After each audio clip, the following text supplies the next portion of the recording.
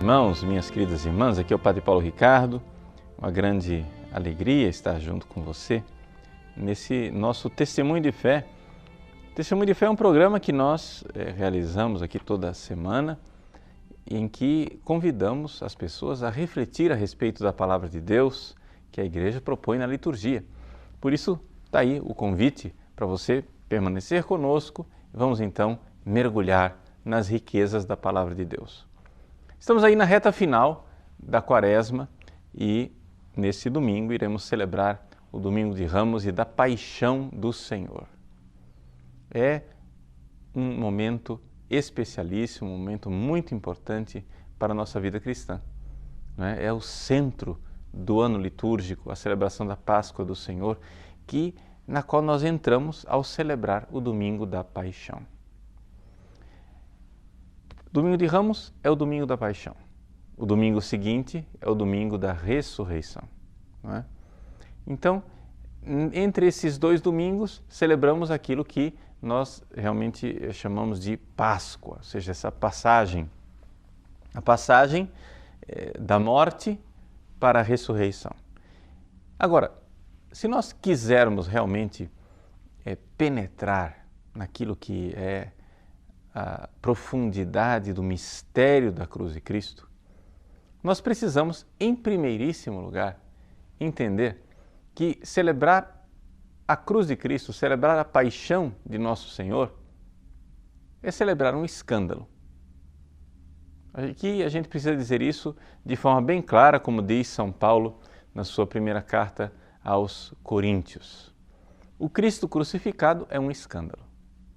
Veja, a liturgia desse domingo inicia com o povo que brada hosanas, com palmas, aclamando um rei. Mas termina com a oração do Cristo que diz: Pai, em tuas mãos entrego o meu espírito. Eis aí a morte do nosso Redentor. É um triunfo, mas um triunfo superficial. Por quê? Porque aquele povo não sabia realmente o que eles estavam dizendo. Não sabiam realmente quem é que eles estavam aclamando. É claro que o Cristo precisava ser aclamado e hosanado. Mas no fundo, eles estavam ali realizando uma profecia sem saber o que estavam fazendo. Jesus vai até a sua cidade santa de Jerusalém. O evangelho que nós proclamamos nesse domingo, o Evangelho da Paixão, é a Paixão segundo São Lucas, que tem algumas características diferentes dos outros evangelistas ao narrar a Paixão. Eu gostaria de chamar a atenção para algumas dessas características. Em primeiro lugar, São Lucas narra que Jesus decidiu, lá no capítulo 9, decidiu que ia para Jerusalém. Aquele é o ponto de virada fundamental do Evangelho de São Lucas. E ele então tomou a firme decisão de ir a Jerusalém. Quando ele finalmente chega a Jerusalém, ele olha para a cidade santa e chora. Jesus chorou sobre Jerusalém. Digamos, dentro dos evangelhos, as duas ocasiões em que nós sabemos que Jesus chorou foi a morte de Lázaro e aqui o Evangelho de Lucas, que fala que Jesus chora diante da cidade de Jerusalém. O que é que Jesus viu quando ele chorou sobre Jerusalém? Ele viu a sua igreja. Ele viu a mim. Ele viu você. Ele viu o meu pecado. Sim, porque Jerusalém é a cidade santa. Jerusalém não é a cidade dos pagãos, a cidade dos incrédulos, a cidade daqueles que não se converteram e que não conheceram a Deus. Jerusalém é a cidade santa. Mas exatamente ao olhar para esses membros indignos da igreja que somos nós, Jesus diz: Jerusalém, Jerusalém, tu não conheceste o tempo da visitação. Não conhecestes o tempo em que foste visitada. Kairos tes episcopes, o tempo da visita. Eis aqui, não existe episódio do Evangelho que mais deveria nos tocar do que esta frase do Cristo olhando para mim. Saiba disso. O Cristo olhou para você, Ele pensou em você, pensou em mim. Olhou para mim, chorou e disse: não conheceste o tempo em que foste visitado. E, no entanto, Ele quis nos recolher com a ternura de uma mãe. Ele usa a comparação de uma galinha que quer reunir os seus filhotinhos debaixo das asas.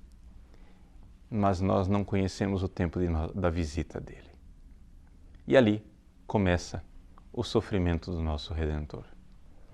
Nós poderíamos nos perguntar como é possível que o Cristo, que estava em perfeita comunhão com Deus, como é possível que o Cristo sofresse tanto e Ele que era Senhor de si, né?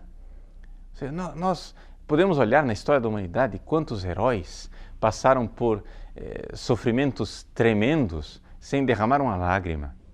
Quantos heróis passaram por agruras e torturas terríveis, mantendo-se verdadeiramente impávidos. Como é que o Cristo aqui se mostra tão frágil? Ele que é o próprio Deus. Bom, os teólogos nos ensinam que Jesus, exatamente para redimir o ser humano e redimir as nossas paixões, nossas emoções, redimir cada aspecto da nossa vida, Jesus permitiu que as faculdades da sua alma seguissem o seu caminho normal, caminho natural. Ali ele estava realizando o que está escrito no Evangelho de São João. Ninguém me tira a vida, eu dou livremente. É Ele que deu esta permissão. É Ele que começa a sofrer exatamente porque Ele quer que o seu sofrimento seja verdadeiro, seja autêntico. Permite então que as suas paixões sigam o seu curso natural. Curso natural que, evidente, não significava absolutamente nenhum pecado. Curso natural que significa que as suas paixões sofreram, né? A própria palavra paixão quer dizer isso, padecer. Padecer. Ele então começa a sofrer. E o evangelista São Lucas põe isso de uma forma muito clara ao descrever a agonia de Cristo no Horto das Oliveiras. No Horto das Oliveiras, Jesus sua como gotas de sangue.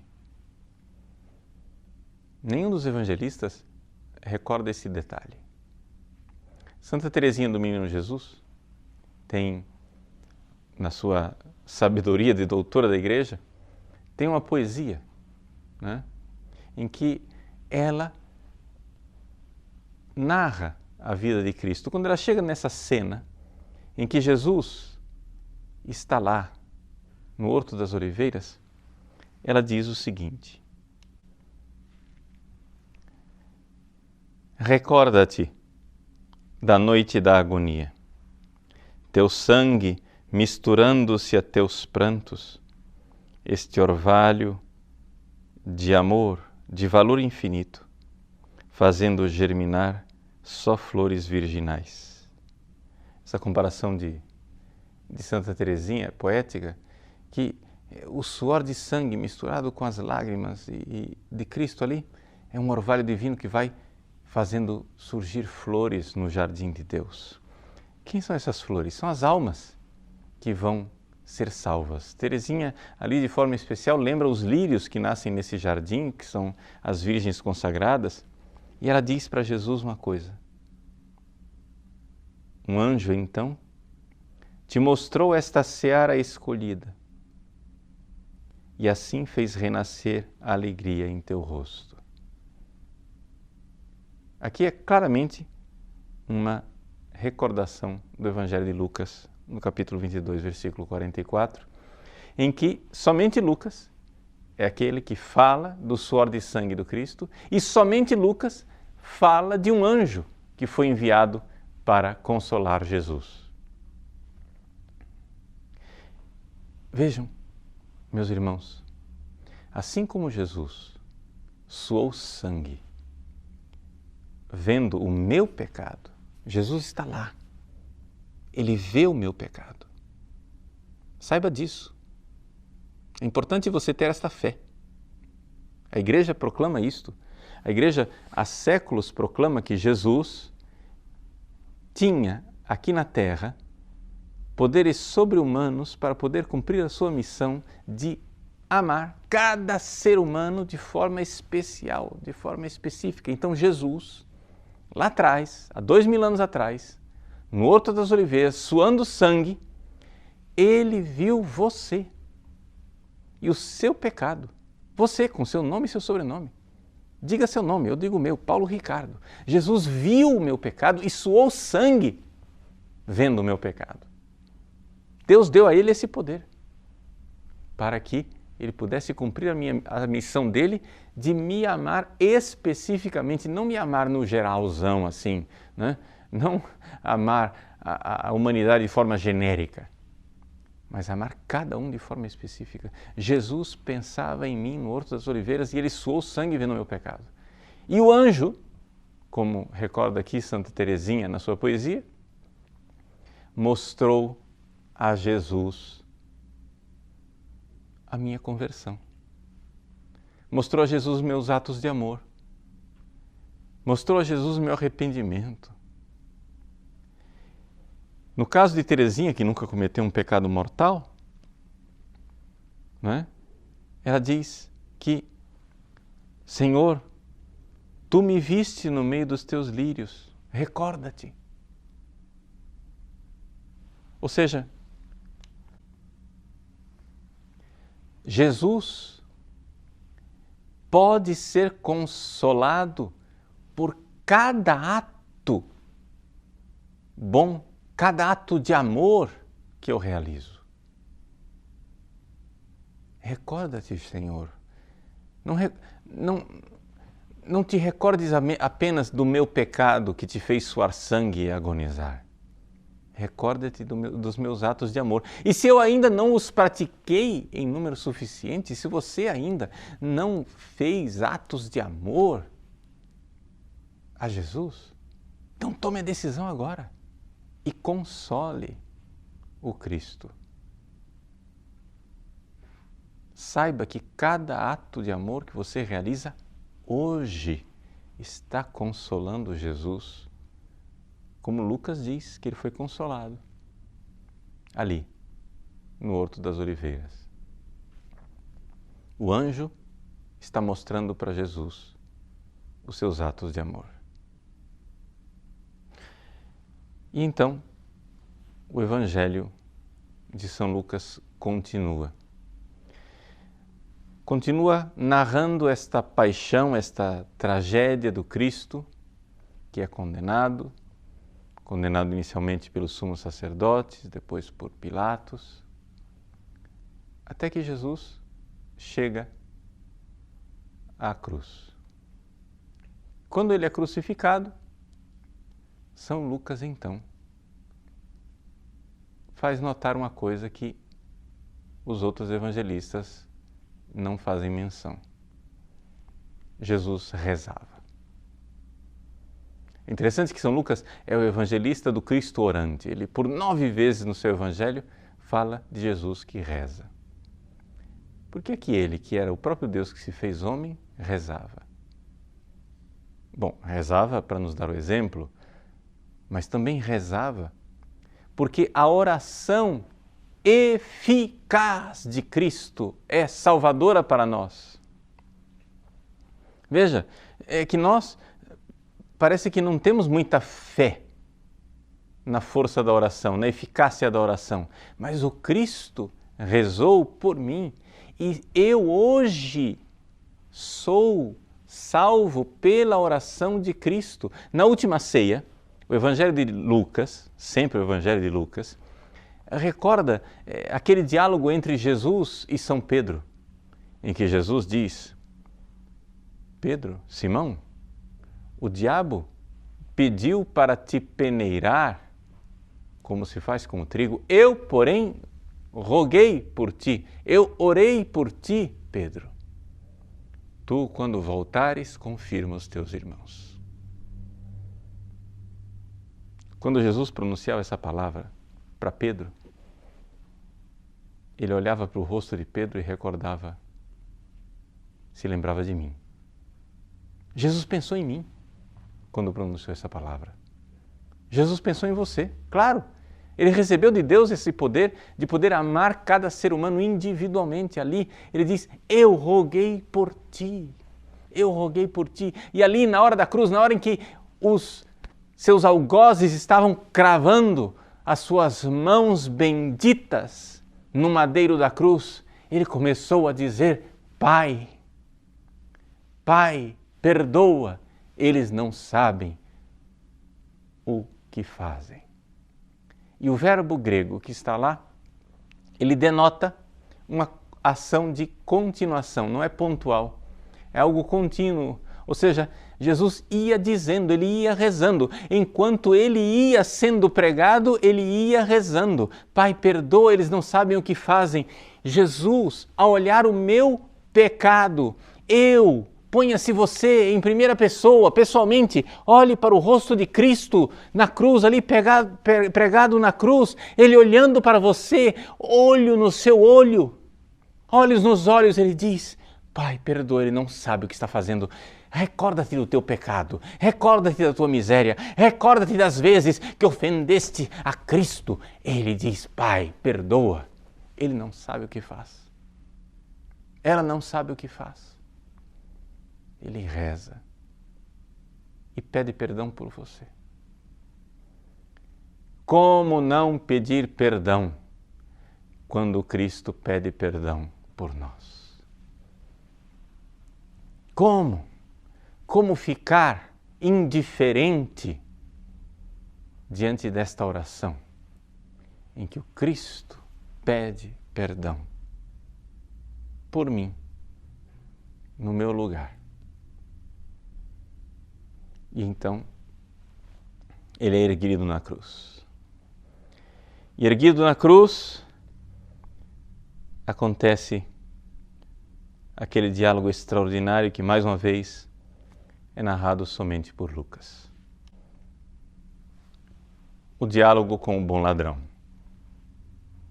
Estavam lá os dois malfeitores. Ali, um ladrão arrependido, um criminoso arrependido dos seus crimes. Ele vai morrer, mas ao invés do ladrão impenitente que está lá, blasfemando, provocando Jesus, se juntando aos outros escarnecedores que blasfemam contra o Cristo, ao invés de se unir a esta multidão de gente ensandecida nos seus pecados, no seu orgulho, o bom ladrão pensa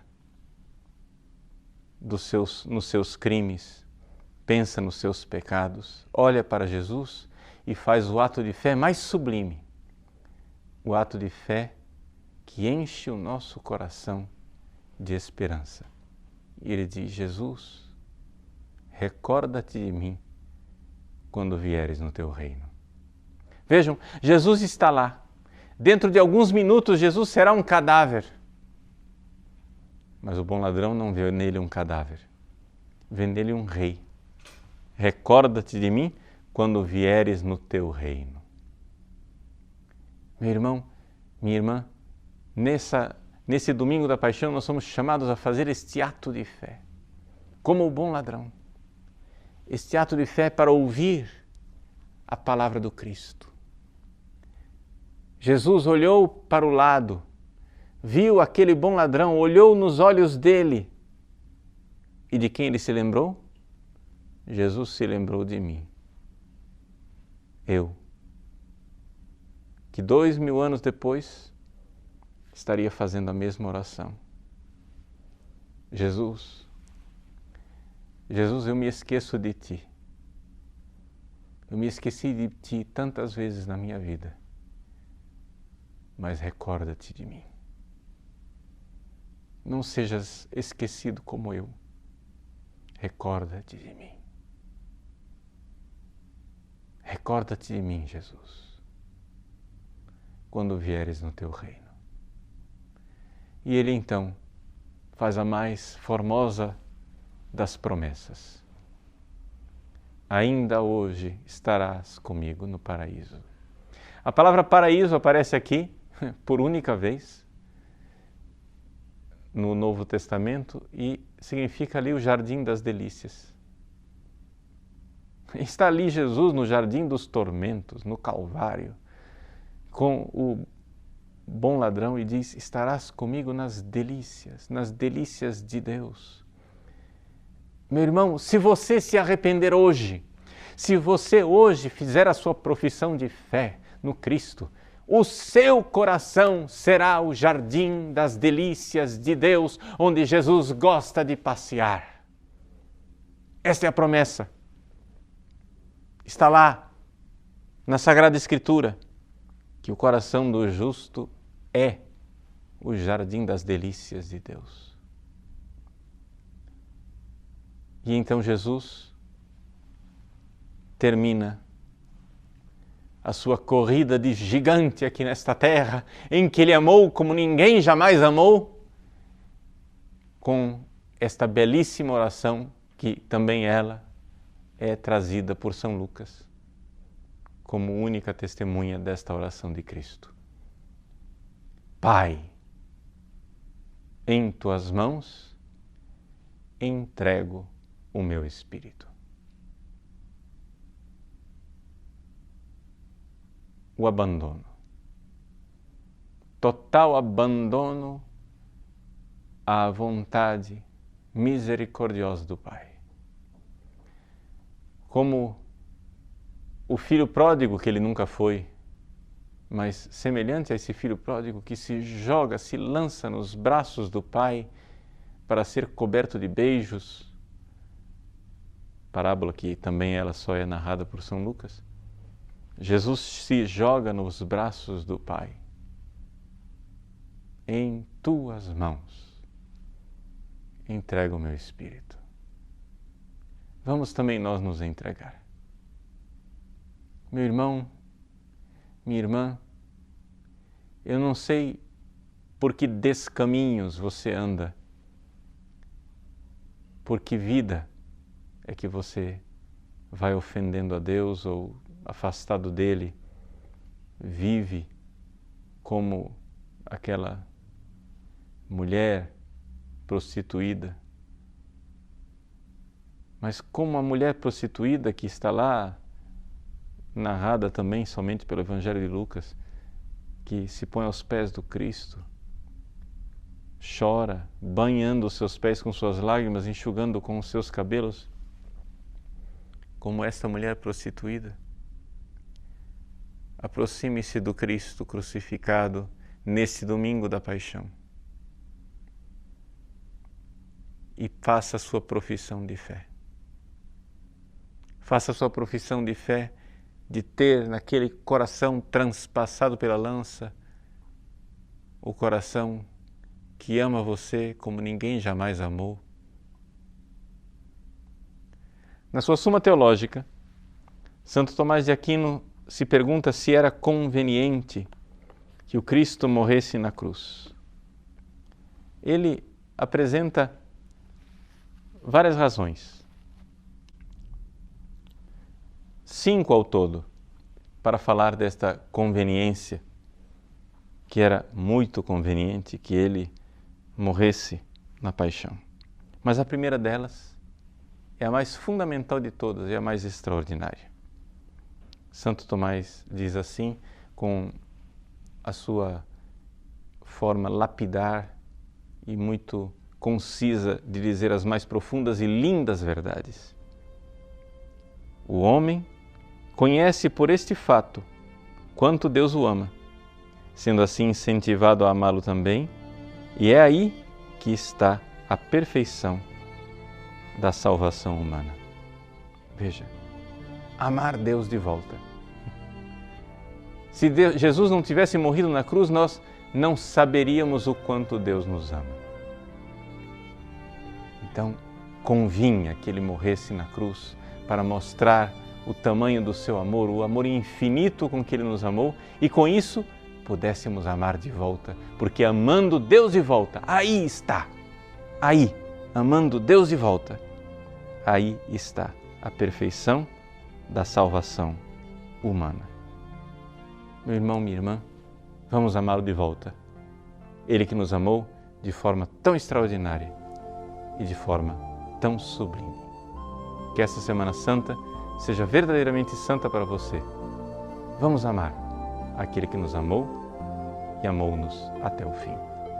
Deus abençoe você. Em nome do Pai, e do Filho, e do Espírito Santo. Amém.